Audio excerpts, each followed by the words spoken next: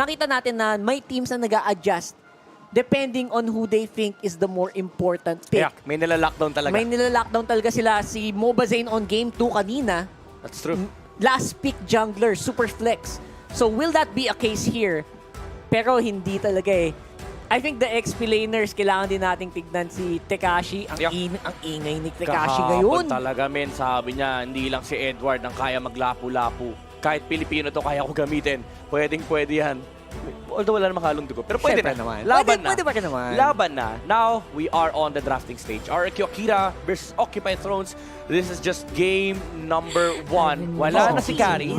Pero again, as you've asked earlier, may potential na mag-contest ng mga junglers or pati yung heroes ni Maro at ni Luis. Again, these two are the standout players that we are looking at. Ano ba tingin mo yung mga potential first picks ng Rrq Akira at ng Occupy Thrones? Ito Frederin, I think is a possible pick. I know it's not gonna happen, especially with the glue ban. Ang sarap sana mag-Frederin dito. Pero I think they will want to reserve their gold laner last. Pero hindi. Ay, 1-1! Okay. 1-1. Normally kasi ban yan. Hindi ko napansin. Yeah. Bende pala yung nakaban sa baba kanina. 1-1 is open! Normally, minsan nga nakakalimutan nga ng mga tao yun. Pag, syempre, baban may mga Franco, yung mga Benedetta, yung mga Glue. Lalo ngayon, nag-evolve na yung meta habang tumatakbo yung M4. Sabi ni Rrq Akira, we go back to basics. Kasi ang problema sa 1-1, ang prevalent pick ngayon ng Lolita, bro. Eto, inuna na. I think this is great. Ayan na. Deny pick. Deny pick. Yung nire-request natin. Oo. Rrq. Deny pick indeed kinuha ng Occupy Thrones ang lapu-lapu ni Tekashi. Sinamahan pa nila ng Valentina. Ngayon, ano kaya sasagot ng Rrq Akira? Now, the Valentina, there's a good chance na mag-jungle ito. Pero you can never really be sure. Again, by the way, salamat sa Todak. And hindi ko alam kung meron pang team na hindi sure dito sa tournament na to. Pero Rrq Akira, rank second in hero damage per minute. So in short, balagbagan ang gusto nila. At yan na nga ba? Ayan na yung team. Requested! Talaga, bro, mga request na ako, pahirap pala pag dalawang medyo annals yung nagsama. Oo nga eh. Parang hindi na predict yun, nire-request na yung hero. Request na lang, guys, pwede ito. Sabi ni Rrq Akira, sabi ni Rrq, maganda daw Frederin. Tapos tinignan ng coach, nga, maganda nga yung maganda nga yung Frederin. Nakikinig pala doon. By the way, hindi nagtatagalog yung coach ng Rrq Akira. Yung coach ng Occupy Thrones nagtatagalog yan. Shoutout kay Coach Mundo. Yun, si Mundo. Mundo Ay, de Mundo. Nako, kinuha din yung Claude ni Gusta. Well, sabagay may 1-1 na. Oh yeah, 1-1's okay. It's not super duper surprising. Not super duper surprising. Again, hindi ka pa rin sure kung jungler Frederin to, by the way, for Rrq Akira. So, the matchups are still very 50-50 here. Flexible pa. I love the Rrq ban. Kasi ito yung nang-surprise kadalasan sa mga picks na tulad ng isang 1-1 na I know you have your semi-purify, right? Pero hindi ka pa rin talaga sure in times ng pag-cooldown or pag hindi out of nowhere talaga. So, ang daming binibigay. Again, flex, damage, diba? Para ayan na! Respect! Respect the MC! Respect the MC! Respect the MC! Sabi ng Occupy Thrones. Nakikinig daw si Coach Mundo. Sabi ng mga Tagalog casters, si Yawi daw yan eh. Puro jungle ba, no? Oo. Tingnan natin. Talaga. Ay, Kaja Rome, no? This is good. This is good. A great pick against a Frederin. Even a 1-1. Especially a 1-1. Chak no hero. Chak no hero. Chak no hero. Chak no hero pa. What if? Hindi naman obvious, Maro, pero Parang gano'n na nga. parang gano'n na rin. What if mag-Kufra Ay, mainit yun. Rrq Akira, confirmed. Pag nag-Kufra ang Rrq Akira, bro, confirmed na.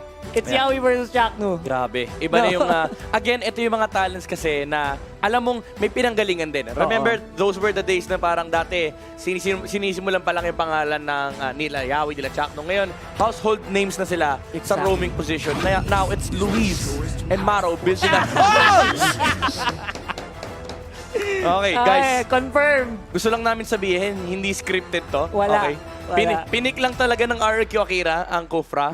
And again, these are comfort heroes for these two teams. Now, Leo picks up his signature Akai. Pero, wala eh. Masaya na kami sa Kaja Kufra. The matchup is confirmed. Yeah. Pero I think this is also a sign that they really do watch, our region as well. Yeah. I think it's a big props to the MPL Philippines region na dito sila nag-aral in their games, right? And technically, it's a good thing, right? This is a very good thing. That means na these guys are on the right track. Yeah. eyes are on us. Eyes are on us. Yes. Eyes are with us. So, Yun ang tema talaga ngayon. Yun ang tema talaga ngayon ng M4. And again, they are the future generation of the MLBB players. Kahit yung mga nasa audience dyan, for sure, may mga uusbong dyan na players. And this is the annual gathering of these talented individuals. Again, ang daming superstars na naglalabasan. Yung mga players natin, may mga bago din tayong pinapadala sa M-Series. And this is just, you know, a amalgamation. Wow, culmination of the MPL and the MLBB scene in general. It's very happy to witness events like this, no? Kasi talagang nasa-celebrate natin yung mga players. Kasi yung mga achievements na dala-dala nila, yung hardships, yung hard work nila, now, it's on the culminating stage. Kumbaga, ito na yung kung saan pwede mo ilabas lahat. Yeah, actually, both of these teams have their journey nga, di ba? Like, Occupy Thrones. Pati ba naman sariling gastos na hindi nagpe-predict for them? That's a big challenge. And that is something na kailangan nilang kalabanin. Going into this tournament. Para sa Rrq Akira, they were denied. Na-deny sila nung unang attempt nila. Diba? They were destroyed. The win streak nung M3, deny access. So, yung mga struggles ng mga players na to, it's really these are the times na kailangan nating i-highlight. And they deserve it. They absolutely deserve it. Yun yung malungkot eh. Kasi parang pag inisip mo, ang layo na nung narating, especially no, yung Rrq Akira from Cage Stars, ang layo nang narating nila in Occupy Thrones, sinisimula nilang i-build yung kanilang mga pangarap. Pero now, nagbanggahan. Parang ito yung immovable object meets an unstoppable force. Again, Occupy Thrones for them to proceed. Ang sisirain nila, actually, itutuloy nila yung pagsira sa streak ng Rrq Brazil. Sisirain nila yung mga pangarap nitong mga rising stars. But also, that is also true for Rrq Akira. Kasi if they proceed to the next stage, Occupy Throne suddenly will find no throne to occupy. That's right. Grabe, no? I love that you pointed that out.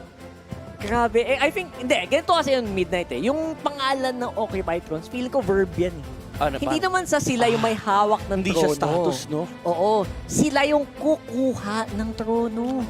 Occupy. Kasi kung sila yung mahawak, hindi occupy. Pag nag-champion, occupy. Past tense na. Ayos. Grabe. So ngayon, on the way pa, parang present tense. Amazing branding. Tama. Nagbabago yung team name. Kaso Huawei magde-design ng jersey. Ay, oo.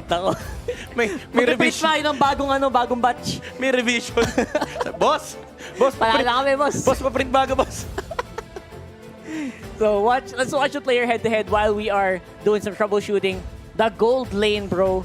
Kanina pa tong nagbabadya sa atin, pero hindi natin nabibigyan masyado ng pansin dahil sa mga star players around the middle. Pero sila talaga yung mga pinaka-convincing eh. I was a little sad na hindi makita yung carry dito sa matchup na to. Because I think both of these players are very, very high-level carry players. Si Gusta Lagusta, ang kinagandahan sa kanya dito is parang siya yung tumatayong kuya. Even though, again, relatively new experience, kaka-establish pa lang ng MPL sa region nila. Pero kita-kita actually sa performance, no? Not because of skewed stats. Kasi ito talaga yung display of performance na napapakita ng Rrq Akira. And Gusta Lagusta has been very consistent all throughout the group stage, even the knockout stage. And nakita natin yan kahapon, even up against Blacklist International. He's still able to amass huge numbers on the GPM and even sa KDA. And puro sweep yung nangyayari, by the way, dun sa taas na yun, aside from Echo. And they were the ones who were able to give the world champions a run for their money. Yeah, that's a very good point, no? Na parang yung mga games ng Rrq Akira, parang ito pa yung mga games na dapat i-challenge yung numbers. Oo. And si Occupy Thrones, again, ang kinagandahan sa kanila is they're keeping up with the numbers. Kasi usually kapag yung mga teams na nasa lower bracket who've had, lesser, I would say, yung medyo hindi ganun kaganda performance, ay skewed yung numbers towards below 500 GPM, 2 KDA, DPM ng parang 10,000 lang. Pero si Occupy Thrones, palagi. Kumbaga makikita mo na may something. Kumbaga kung gagawa ka ng scouting report, kung nandyan yung mga analysts at coaches na ibang regions, pag tinignan nila si Occupy Thrones, parang may something dito sa team na to. Tama. And considering ang kalaban nila ngayon, Rex, Region, Kiyon, the King of Kings. The King of Kings, no? Sila ang may hawak ng kingdom. The King of Kings. Oo, Grabe. King. May something dun, may something dun. Parang Occupy Thrones, no? May something. May foreshadowing. Ay, grabe naman. Sana nga may foreshadowing. Sana may foreshadowing. Pero ang na-amaze ako, again, these are the players, aminin natin, these are players na hindi natin kilala last year. Except for the players na naglaro ng M3. No, M3, oo. Kasi stonks na stonks tayo ng Stonks M3. na stonks tayo ng M3 tayo dun eh. Diba? Bias na Blacklist bias eh. Siyempre sa Onyx na nag-finals yet, yun ang story ng M3. Pero ngayon ang kinagandahan kasi is, alam mo yung parang napupull through tayo na may ibang players sa ibang region. And ito yung mga pinapakita nilang performance. Now we're on to game number 1. Again, this is the match between Rrq Akira versus Occupy Thrones. It is Luis on the Kufra. And of course, Maro on the Kaja. Very familiar matchup. That's right. Dito tayo magkakaalaman and I actually really love the last pick Akai because it really does. Alam mo yung epekto niya sa isang lineup na may Kufra? Usually pag may bouncing ball Kufra, hindi siya mapipigilan. Pero, ito ang isa sa mga picks na pwedeng medyo slow down yun. Yeah, talagang kakayanan With niya para the pasagot. Kaya nga, nag-bouncing ball na nga si Luis, pero nakaprotekta naman si Sigurd. Medyo, alam mo, ang maganda rito, yung hype, yung pag-hype natin, no? Although hindi siya as hype as Smart Omega versus NXP, pero parang gano'n na rin kasi very interesting yung dynamics nitong dalawang players. Oo, totoo yan. Okay. Kasi they really do seem to complement each other in the game. Yeah. And at the same time, pwede maghilahan kasi kung sino yung unang mahuli dito, siya ang pag natsambahan ka talaga ng isang malupit na bouncing ball na out of nowhere na Tyrant's Revenge or ng isang magandang hila, yun yung magdidikta ng pace ng laban. Tama eh. Parang ganun yung takbo ng story, ano? Parang yun yung magde-determine nung majority nitong game na to. Pero Takashi on the top lane, nasalubog siya ng Fury 77, pero there is a spell lifesteal coming up from the second skill of Takashi. Mabubuhay si Yuzong. Pero again, as you were mentioning earlier, parang ang magdidictate nitong game na to is yung mga key sets. Ayan, from these two players. Again, Luis, hindi rinig yan. Hindi niya kingmaker. Kinakot na lang. Practice lang. Just in case, di ba? Just in case medyo kinakabahan pala, kabado pala si Gado, di ba? Baka ma-purify ng di oras. Those are the tricks that you have to go for. Or look at that, Leon. Nice try mula kay Luis. Great presence of mind para dito kay Luis to use that flicker in the right moment kasi muntikan na talaga siya doon. Yeah, muntikan na mabigyan ng advantage si Leo and it forced out the flicker from Luis. Tulad na sabi mo kanina, medyo mahirap pigilan yung Kufra pag naka-bouncing ball pero at that time, sabi ni Leo, wala ka ng bouncing ball eh. Wala ka pang level 4, di ba? Wala ka pa Tyrant's Rage. Tama, wala pang level 4 pero si Maro level 4 na. Pero actually level 4 na rin si Luis. Ito na, going near the turtle. This is the turtle fight. Ito na, everyone has their ultimates ready. Setting, flying in Tekashi. Leo secures it still. Kahit na napakaganda ng pwesto ng Rrq Akira doon. Pero syempre, first blood still will go over to the Brazilian squad. Iba talaga si Leo, always at your service. Nakakuha pa yung turtle. Imagine mo yung commitment ng Rrq Akira. Lahat sila nagsayaw. Nag-dragon, tumalon. Tapos si Fury 77, hindi pa nga si Seigen yung naunang mag-set eh. Kumbaga si Fury 77 pa eh. Sumagot lang sila eh. Oo, sumagot lang eh. Pero sabi ni Leo, kailangan at your service. At your service talaga. And that's impressive still para sa Mena. Pero again, kailangan mong ulit-ulitin yon. Pero kasi sa ngayon, talagang halatang medyo lumalabang ng bahagya ang Rrq Akira. Especially in the early game team fights. Lalo yung layered crowd control. Mula dito sa Rrq, talaga namang lagi may follow-up damage. Mukhang mainit ang mata ng Rrq Brazil against Maro. They've done their homework actually. And eyes are on Maro right now na tinitignan nila kung paano yung movements ni Maro sa mapa. Pero as we speak, on the top lane, susuntukan si Hulk at pati na si Takashi. King already made his movements towards the top lane. Ano ba yung mga magpapahirap dito sa buhay ng Occupy Thrones pagdating ng mid-game? Papahirap sa buhay nila sa mid-game definitely is yung mga sisi pa rin dito ni Luis. So, guys, ito na lang. Imagine lang kung si Chakno yan. Medyo ganun eh. Ay, oo. Medyo ganun talaga eh. Pag out of nowhere, kahit alam mo dati, si Chakno. Ano meron dati? Anyway, bilang nangyari yun, dalawang squares ang lalabas muna. Fury, 77, still getting a kill. Look at Leo, hindi siya nang iipit, nanunulak lang. He just wants the space. Grabe, kakasabi mo lang, Chakno, chumakno set kagad. Chumakno set, bro. Kaso, sabi ni Leo, hindi pwede yan, bro. Ako dapat katapat mo. Again, ginamit niya yung kanyang ulti para ma-disengage Wade yung Rrq Akira sa team fight na yun. And again, no damage has been done to Occupy Thrones. Maganda pagkakaprotekta ni Akai. Ayun nga, sabi ko dati si Chakno nag-coopera yan. Alam mo kung kailan magta-Tyrant's Revenge. Paano pa ngayon na out of nowhere yung mga Tyrant's Revenge niyan nung ni Luis yung mga talon, no? Wala nang sound cue. Mas masakit na yan, mas mahirap na. Look at that damage. Naku po si Leo.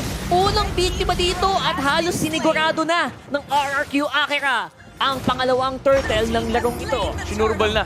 Kumbaga, wala nang papetiks-petiks. Oo. Tumalon na si Luis, tumalon kagad si Takashi, and na-secure na nga ni King yung unang turtle nila. Again, here comes the Kufra with the bouncing ball. Pero hinila ni Maro, ginantihan. Pero wala pa namang follow-up damage, hindi rin enough yung kanilang damage output dahil mali rin yung action na nakuha ni Fury 77. Nahuli niya yung Kufra. Oh, anlilaban yung Rrq Akira dito, no? Parang walang pahinga. Men, rank to ko ba naman eh? Sa Okay. most damage per minute eh. Game kung game. And that is why. Ito, yung playstyle nila lumalabas na, guys. So, kailangan tong aralin ng ating mga malulupitang coaches. By the way, shoutout sa inyo. It's a very good match to watch out for. Especially yung galaw ng Rrq Akira dito. Ito yung nakikita mong gameplay na may gutom talaga. And again, this is them fueling their hunger, diba? And again, these two teams are dating each other. Yeah, they're tearing each other apart. Talagang atake. Straight for the jugular. Ika nga nila. The jugular. Oh, the jugs. The jug-jug. The jug-jug. Oh, Ayan, gusta. speaking of jug-jug, si Hulk, jug-jug, kaso baka pwede ang lipataan. jug-jug talaga. Beautiful set, si Luis hindi na pinagalaw. Ang kanilang lapu-lapu, pero mabuhay pa naman siya with the passive, with the shielding coming in from that lapu talaga. This is the reason why the lapu is just so good in the ranking right now. Ang hirap jug-jugin ni Hulk, men. Nagagalit din yan eh. Alam mo yung pag napuno yung bar, may lifesteal, tapos ang kunat, Mag-i-smash. immune. Mag-i-smash. Oh, umi-smash! The bravest fighter! The bravest fighter. Hulk smash! Hulk smash. Pero look at Iba this. talaga. Look at this, brother. Yung okay my throws, chumachepi sa gilid. Chumachepi-chepi lang naman ng goal. Pero, even though they do trade a turret, Rrq Akira still has massive map control dito sa game na to. Yeah, talagang sila pa rin nagkocontrol ng mapa. And again, hindi ganun ka-disrupted yung gameplay ni Gusta Lagusta on the 1-1. Ngayon ay Hulk smash. Hulk smash. Uy, bro. Ngayon ko lang nalaman, pre. Second in most damage taken. Grabe naman. So, yung isa, damage dealt. Yung isa, damage taken. Grabe naman si Gusta Lagusta. Tsaka tong, well, technically magkaano pala. Magkaibang team pala. Pero laban pa din. Laban pa din. Kumbaga si Moba Zane, siya lang mag-isa. Ito buong team. Grabe. Opposites attract in this game. Right now, lilipad na ngayon. Again? The flight of Gusta Lagusta. Maraming damage na nagagawa niya. Pero look at that. Gado on the back foot is still gonna be checked here. Medyo makunat ang target niya. Kaya hindi siya maging successful. It's gonna be a triple para naman kay Seigen. Grabe yung entry ng Rrq Akira. No hesitation whatsoever. Getting 3 heroes as quick as that. Eve gets the triple kill on Seigen. And this boosts the momentum of Rrq Akira. And Occupy Thrones, again, as you mentioned earlier on, ang nagpapahirap sa game nila dito is yung constant initiation ni Luis. How did they come back from this? Ugly fights eh. Pero at this point, isang magandang divine judgment lang siguro para kay Gusta Lagusta. Kita mo naman, si Gusta Lagusta, ilang lipad na niya yun. Tama. Ang hirap hulihin. Tsaka hindi na Tiger Space yan. Wala kang magagawa dyan. Pag hinata ka ni Maro, Alam mo na. pupunta ka talaga ng Mena. Kakanta ka na lang. Anong kanta mo? Lilipad ako. Yung isa, Kasi yung isa. di makalipad eh. Yung Maro. Ayun. Pag hinila kami music. Kakanta ka na lang Ako Ako sa bagong sound effects. Okay, pwede. No skin. Oo, no? Pag nanalo yung Occupy Thrones, pwedeng catch Malay mo, napanood nila to, sabi nila, I like that. I like that I idea. like that, Okay, I will play Kaja up until the end of day. Mas Kaja pala yung ano, you know? Kaja Yung- jungle. Yung M4 skin, you know? Ay, malay mo, di Hindi ba? mo alam, Malay hindi mo. mo alam. Malay mo, yan ang i-request ng Blacklist o kaya ng Echo. Hindi naman sa sinasabi hindi ko sila naman. mananalo. Pero malay mo lang. Kasi Ma'am Shui, ito na din. Ma'am Shu hero yan, di ba? Tsaka, Yawi hero din yan. Ay, Daddy totoo. JP din. Daddy JP. nagkakasya. Oo, Tama. exactly. So, tingnan natin. At they are starting to engage. Kita mo naman ang Rrq Akira talagang game agad. Game ulit. Wala pang pahinga sa casters natin. Leo din naman is uunahan na niya. Grabe. Itong si King, ang layo ng inabot nila. Umabot sila. Baka kailangan mo ng passport para lumipad na ang layo. Men, sabi ni Leo, hindi sapat yung tali. Kulang Hindi. yan para dalhin itong mga to sa mga Mena. Ay, sa Mena. Ito yung logistic solution ng Occupy Thrones. All the way to the base. My goodness. Long distance. Long distance delivery. Sabi ni Leo, again, itong logistic solution ko, always at your service. Alam mo, nakakatawa kasi may malapit na torre sa taas. Talagang tinala niya sa gitna. Sabi ni Leo, hindi pwede short distance. Kulang yung bayad Oo, eh. Sayang Kulang yung payout. Oo. And it worked so well for them. This time around, tingnan mo, Occupy Thrones naman ngayon ang nag-occupy sa ibang mga bush dito sa taas ng mapa. 9.5 minutes, medyo hindi pa naman ganun kalakas ang Lord. They're not gonna take a risk though. Ang tahimik ng Oo. Occupy Thrones. Kailangan nilang tignan talaga mabuti. Medyo Again, bumabagal ang gameplay. kontrolan to. Sabi mo nga, Rrq, importante dito for Occupy Thrones is masilip si Luis kasi siya yung sumisira sa laro ng OT. And ngayon, nagpakita na si Luis dito. Ayan, 1v1 with the Great One Mano versus Luis. Tapik yung game. Ayan na, dami yung game si Oh, Luis. dirinig yan, Nag-charge, dirinig yan. hindi rinig yan. Oh, Ayan, oo. Tax lang. Pero syempre, Maro, madami pa naman siyang movement skills sa kanyang posisyon. Kulang ang OT though. Oh, Oh, flicker in! Grabe, naipit na. Tekashi, no follow-up damage though, might able to stay alive. Maro goes down. Ayan na si Gusta Lagusta sa likod. Flicker pa kay Fury. And lumilipat na ang Dragon. Kawawa si Leo sa likod. The team play from RRQ is immaculate. Hindi sapat. Hinila na, inipit na. Binato na lahat ng kaya nila. Actually, Kinulang ng gas. Yung pang-transport. alam mo bakit sobrang confident ng RRQ doon? Kasi nasa baba, si Hulk. Hulk, feeling ko balik Oh na eh. my, Rrq Akira just demolishing Occupy Thrones. More than 1 kill a minute. 12 kills ang hawak ng Rrq Akira ngayon. And Rrq, 11 minutes pa lang. 11 minutes pa lang, 14 na. Nagkakawa tayo sa game na. Sabi sa'yo, mainit ulo ng Rrq Akira eh. And look at this, RRQ Akira, ang galing nilang mag-take advantage of a good situation for their time. Yung Torre sa taas halos bumagsak na. Oh my. Wala pang Lord. Muntikan na nga talaga makuhanan ng outer turret ang Occupy Thrones. Pero this is Rrq Akira. Pinapakita kung sino ang kuya against OT. I'm your brother now. I'm a big bro. Marami ka pang bigas. Dami ka bang kakain? Well, as mentioned ni Uomi, tinapay. Marami ka pang Tinapay. So, Nakakainin. mas tinapay kasi sila Mas doon tinapay kasi sila doon. Oh, Luis, oh, maamba. It's a Chuck na move, conceal. chuck na move. It's a very, ano? Yawi move Yawi pala, move yun, boy. Oh. Yawi move. Oh, ano yan eh. Yan yung ano niya eh, yung conceal play. Yung basta kahit mag-isa lang Ano ako. may tawag sila man dyan eh. Ano ba? Alimutan ko ulit. Pass break. The fast break, Puma-pass break si Luis. Kahit siya lang, kahit hindi kayo yung 5. Oh, isa lang, Basta isa lang. makaset ako, Sabi- okay lang, gana yan. Sabi ni Luis, ganito sila sa Pinas. This is how they do it. Saglakas ng Pinas. Nag-hit going in with Black Dragon form and nakakamba si Luis. Pero na lang sa may bottom lane. This is OT defending against Rrq Akira. Man, RRQ, ayaw nila ng OT. Gusto nila, tapos na agad. Wait, Si 12 Leo, minutes, ang Leo. ganda naipit niya, kaso bakit nahila siya pa atras? He's forced to go back. Dahil sabi nila, hindi pa yata natin kaya yung damage kasi. Yung damage ni Gado, hindi pa sapat. Kulang sila, men. Kulang sa suporta. Like, Kulang sa technically, ang enerhiya. gandang set na nun, di ba? Oo, silang nag-umpisa. Sila nag-umpisa, pero... Hindi nila tinapos. Naku, mahirap. Mahirap sa trabaho yan. Hindi ka makakapag-OT pa. Oo. Mahirap yan, guys. Tapusin niyo yung trabaho nyo. Pero, kulang pa, Rrq. It's just not enough. Itong Occupy Thrones, literal, gusto nila mag-OT to kasi yung damage nila halos lahat na kay Gado. Parang grabe naman si Gato. Ang bilis ng quick reactions. Quick reaction times. And I think aware ang RRQ Akira na si Gado talaga yung kanilang win condition. Tama. Yung point ko siya OT. King. Kuya King, oh, mainit. Oh, Luis! Oh, there you go!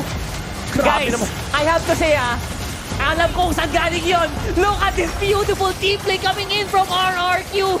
Gado, just not enough. Not in the position to defend. And RRQ Akira takes game number 1. Hindi kami prepared. Nabiglaan na lang kami sa play-by-play. Ako, I have to say, Oh, sobrang pamilyar na pamilyar yun. Luis, Literal na replay yun. MPLS 7. MPL 7, yun, eksakto. Yun. Nakakasabi ko lang kanina, very familiar. Although, 40 minutes shorter. Pero that was such an amazing gameplay from Luis. Again, the setups, yung mga Tyrant Revenge, yung mga entry Sakto lang points niya, yung mga angles. Nakalagay yun kanina sa keys to awesome victory. Yung mga angulo ni Luis ay laging magaganda. Yun yung kailangan i-disrupt ng Occupy Thrones. Pero at that last crucial moment, hindi nila nahanap. And that was first blood dealt by the Rising Kings, Rrq Akira. Ako talaga, gusto ko lang sabihin. Panood, kung hindi kayo pamilyar sa MPL Philippines Season 7, Brenny Sports versus Execration. Playoffs, Game 3. Game 3. Game 3. Game 3. Ayun. Basta, Game 4 eh. yun. Basta yun. Basta yung 57 minutes na video. Panoodin nyo. kahit kanino. Exactly ganun na ganun. Kahit kanino. Alam ko may magagalit sa akin sa ginagawa ko, pero panoorin nyo. Similar na similar. And again, that was a very dominating display from Rrq Akira. From minute 1, hindi nila tinantanan yung Occupy Thrones. Hindi nga nila pinahinga, di ba? 1 kill per minute. Bro, parang they don't know the meaning of the word break. Parang walang preno-preno. Fast break lang. Fast break lang. Pero ibig nga yun, fast. Fast pa. Fast pa. Walang break-break Walang dito sa team na to. Walang fast lang pala, walang break. Walang break. Yun, yun. Tama. So, this is how they win. This is talagang total domination. Gugulatin mo yung kalaban mo. Yeah. And then, wala na. Hindi sila makareact. Ang bilis kasi ng mga movements nila eh. Di ba kanina, nung first turtle, nakita natin na ginago kagad.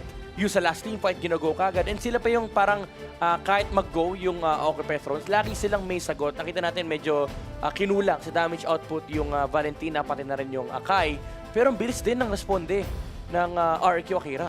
Actually, yung itsura nila doon, parang umaamba yung kalaban, pero sila nakaganon lang. This is Brazil. Oo, this is Sabi nilang Brazil, ganun, bro. no? Grabe. Parang ganun yung pakiramdam sa Rrq Akira. Kasi ready sila na i-absorb yung damage ng Occupy Thrones and aware sila, they use their brain. Wala namang gamit masyado si Gado kumpara mo naman kay Tama. 'Di ba? Kay Gusta Lagusta, malayo. Kaya hindi sila takot. May disparity pagdating sa damage output. Kumbaga, alam nila, kulang. Ano, Hindi 8 pa minutes pa kumpleto. lang, ba't ka umaabante ng ganyan? Kaya wala pala, pa kayong bawas. Sabi nila, wala pang OT. Hindi pa final. Yun. Kaya sinugod ng Rrq Akira. Tingnan natin kung ano pa ba ang masasabi ng ating analyst and handa na kung ano pa ba yung mga ginawa ng Rrq Akira on this game number 1. Analyst, break it down for us. Maraming salamat sa ating mga customers, Midnight and Rockheart.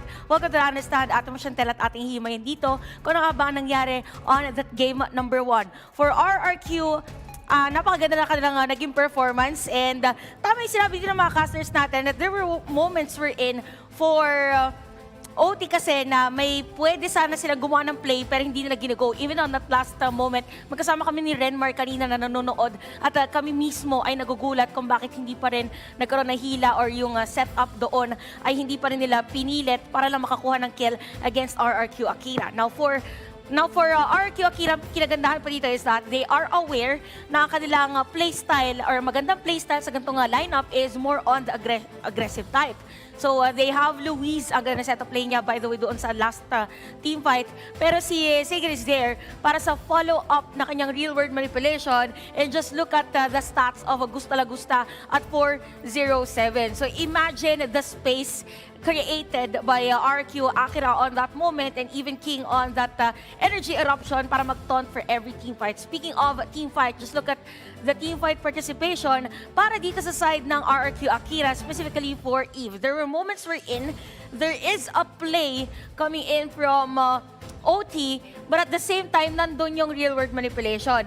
Dati, si real-world manipulation ay ginagamit for the initiation. This time around, naging counter setup siya para sa ng Rrq Akira. And ang moments na yon, napakalalim na ng kanilang kalaban doon sa posisyon kung saan at kung kaya pala naging mas maganda ang positioning ng kanyang RWM.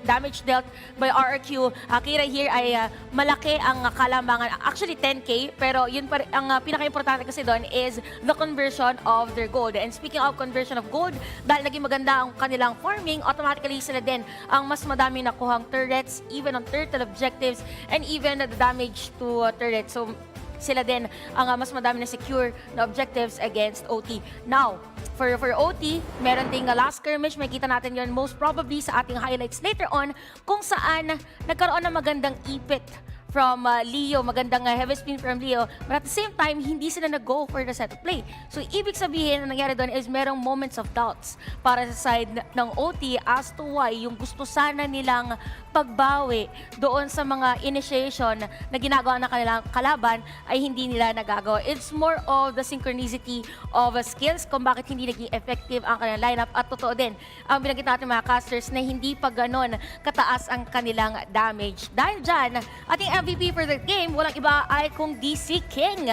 With that kill participation of 57.5%, 216 KDA and gold per minute of 702. Again, the main function of Red Green right now sa ating tournament or of our meta is more on an initiator that can sustain and could deal damage. Energy eruption pa lang ay napakalaking bagay na para dito kay King. And itemization, binanggit natin sustainability, kitang-kita naman natin with that Radiant Armor, Blade Armor, Cursed Helmet, and Immortality. So if ever man na magkaroon ng retaliation from OT, ay automatic meron ding sagot si Kuya King. At kita natin dito on the heat map, very important ang kanyang naging rotation for that game all over the place. Definitely a jungler wherein gives vision and at the same time secures objectives para sa kanilang team. And for King to be able to pull off this kind of rotation, ibig sabihin din naging maganda ang laning ng kanilang kakampi. Hindi siya nakafocus sa specific lane. For example, hindi sila nakafocus sa may gold lane, hindi sila nakafocus lang specifically on the XP lane. Nanalo din ang lahat ng kanyang mga kakampi on the sides in terms of early laning. Napakaganda ng kanyang, makikita niyo yung 3 dots doon sa may gold lane. Ibig sabihin, nagkaroon ng gank for the side of Rrq Akira on that moment, sandwich play to be specific doon sa moments na yon. And even on the turtle, makikita nyo yung heat map natin sa may turtle kanina ay napakasakto, nakadiin doon sa may maliit na bush. So ibig sabihin, ready din siya if ever na may pumasok sa side ng OT during that time. And again, the rising team of M4, napakaganda na kanilang naging performance during M3. Maganda rin ang performance nila ngayon and there's no stopping for Rrq Akira. Pero ang question dito is, matatapos ba or mapipigilan nga ba talaga ng OT ang pagmamayagpag na ginagawa ng kanilang kalaban ng team? That is just game number 1. Madami pa tayong pwedeng matunghayan sa susunod na laban and it's now or never for OT. Ang tournament life na nila ang nakataya sa susunod nilang laban. Draft, execution, or pinaka-importante dito is yung puso ng pagiging kampiyon. Ang puso ng bilang manlalaro, yun ang kailangan nating makita on game number 2. Ang dami natin nasabi about the game, but at the end of the day, pinaka-importante para sa ating dalawang teams is kung paano din nila i-enjoy yung mga susunod na laban. Better yet, for OT, they could go for a draft wherein pwede sila on the early game. Meron din silang hero na pwede on the late game and even mid game. May kita natin kung makukompleto ba nila ang rekado na yan. Dahil game number 2 na muna, tawagin na muna natin ang ating mga casters. Rrq and Midnight, kayo na muna.